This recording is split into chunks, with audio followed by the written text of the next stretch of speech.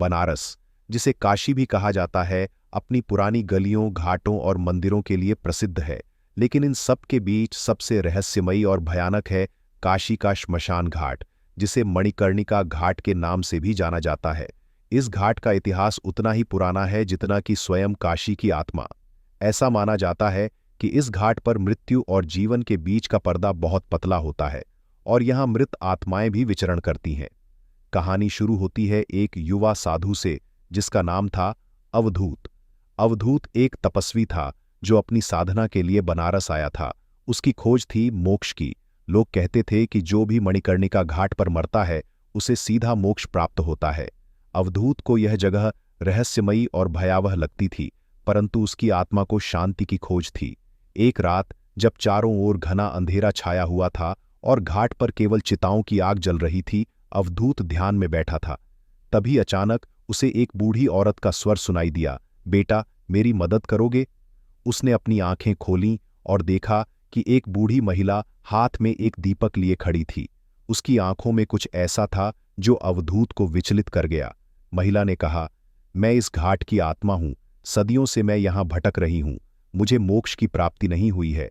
मेरी अंतिम इच्छा पूरी नहीं हुई थी और इस कारण मैं यहां फंसी हुई हूं। अवधूत ने पूछा, आपकी अंतिम इच्छा क्या थी? महिला ने बताया कि उसके बेटे की मृत्यु हो गई थी और वह चाहती थी कि उसका अंतिम संस्कार खुद के हाथों से करे। लेकिन उसकी मृत्यु से पहले ही उसकी खुद की चिता जलाने का समय आ गया था। महिला ने अवधूत से अनुरोध किया, यदि तुम मेरे बेटे की अस्थियों को गंगा में विसर्जित कर दोगे तो शायद मुझे मोक्ष मिल जाएगा। अवधूत ने उस महिला की बात मान ली और उसकी बताई हुई जगह पर जाकर अस्थियों की खोज शुरू कर दी। जब वह अस्थियां लेकर वापस आया और गंगा में उन्हें विसर्जित किया, तभी घाट पर एक अद्भुत घटना घटी। एक तेज प्रकाश चारों ओर फैल गया और महिला का स्वर फिर सुनाई दिया, तुमने मुझे मुक्ति दिलाई, अब मैं स्वतंत्र हूं।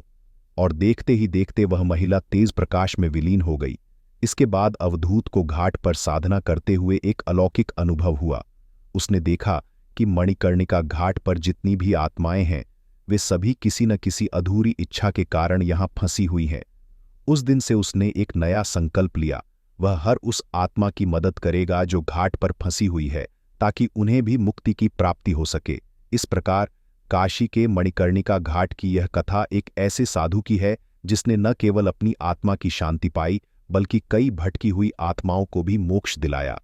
आज भी लोग कहते हैं कि मणिकर्णिका घाट पर अवधूत की आत्मा भटकती है और जो भी उनकी सहायता चाहता है उसे मुक्ति दिलाने के लिए वह हमेशा तैयार रहते हैं।